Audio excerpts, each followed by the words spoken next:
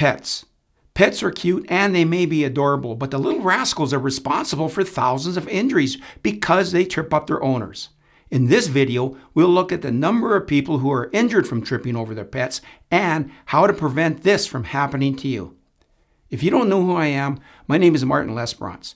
I'm a retired paramedic and firefighter, and I've treated literally thousands of older adults who have been injured or suffered a medical emergency. I've learned a lot from those experiences, and in these videos, I can help you stay fit, active, and injury-free in your golden years. So let's go take a look at some pets and how an adorable puppy can wreak havoc with your health and safety. Pets.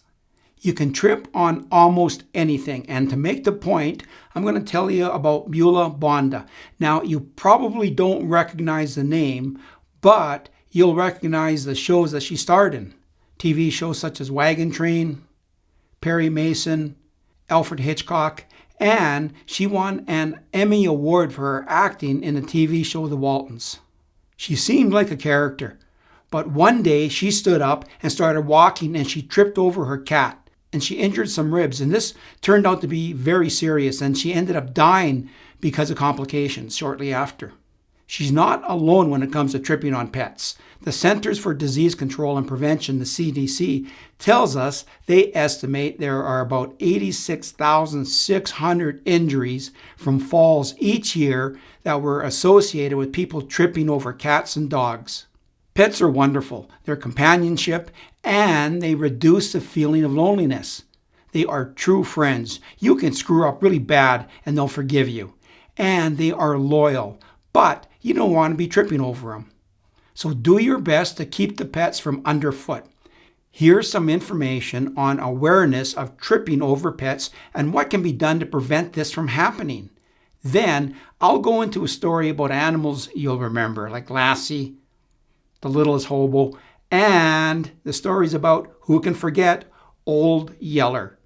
If Old Yeller rings a bell, you'll like the story. But first, let's take a look at tripping over your pet. The most common injuries from walking pets, mostly dogs, include shoulder sprains, broken fingers, and traumatic brain injuries. These are often caused by tripping over the pet or the leash that they're on. More people tripped over dogs than cats. Dogs were involved in almost 7.5 times as many falls and injuries than the cats were. Since cats are more of a homebody by nature, most trips of the cats happen in the home.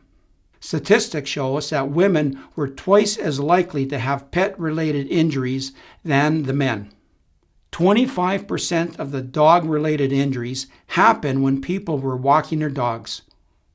Often the pet would yank on the leash, causing the fall or the shoulder injury, or the person would end up tripping over the leash. Here's some ideas to help reduce the chance of an injury. First of all, get into that safety mindset and realize they are a potential tripping hazard. Short or retractable leashes are usually safer. There's less leash to get tangled up in. Smaller dogs are easier to handle if they get excited. Obedience training can help reduce the hazard of the dog pulling or pushing or jumping on you or other people. While walking your pet, avoid distractions such as texting or talking on your phone, and be aware of your surroundings and avoid areas that may distract the dog, like busy areas. Many injuries were caused when people were chasing their pets and fell. Train them from an early age so they can become less of a hazard. And remember, their toys, food, and water bowls can become trip hazards. Keep them in an area where they will be out of the way, and always watch where you're walking. I would dog sit a friend's dog when she was going out. Now, he went by the name of Frank, and he was great entertainment. And when she was gone, I would dress him up in different costumes like this, and then send the picture to her. I think Frank liked dressing up like that, but I almost tripped over him several times. So there it is. Be aware, be cautious, get in the safety mindset, and train your dog and do what you can to prevent a trip over the pet or the leash. Some dogs are trained better than others. I used to watch the TV show Lassie and the Littlest Hobo, and I watched dozens and dozens of those episodes. And I'm sure you probably watched some of them too. If you ever saw the movie Old Yeller, I saw it when it first came out, and I remember as a kid bawling my eyes out. I was sobbing along with the rest of people in the theater. Now, I think everyone who's ever seen it bawled their eyes out too. You didn't have to be a kid to cry for that show. But here's some information about Old Yeller. A trip down memory lane. Some things you may not have known about that dog. Old Yeller's real name was Pike, and he was a Lab Mastiff cross. And Pike was actually a rescue dog, and he was taken in as a pup by Frank Weatherwax. And he became Frank's pet, and Frank made him into a TV star. Pike was born in 1952 and died in 1962. He also starred in other TV shows such as The Mickey Mouse Club and Lassie. Old Yeller went on to become an important cultural film for baby boomers, with Old Yeller's death being remembered as one of the most tearful scenes in cinematic history. On the review website, Rotten Tomatoes, the film had an approval rate of 100%. One critic cited it as among the best, if not the best, of the Boy and His Dog films. Old Yeller, like The Wizard of Oz and Star Wars, has become to be more than just a movie. It has become part of our culture. If you were to walk around asking random people our age, you probably wouldn't find anyone who has not seen Old Yeller as a kid, and they probably all cried too. The movie's ending has become as famous as any other in film history. Who could forget the ending of Old Yeller? So there is just a bit of added information on animals and pets. They are wonderful. Just remember, be careful around them so you don't trip and fall. Burp.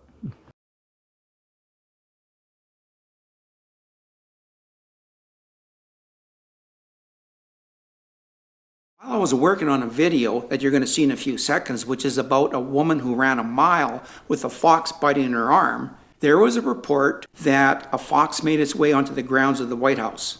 It ended up biting several people, including a congressman.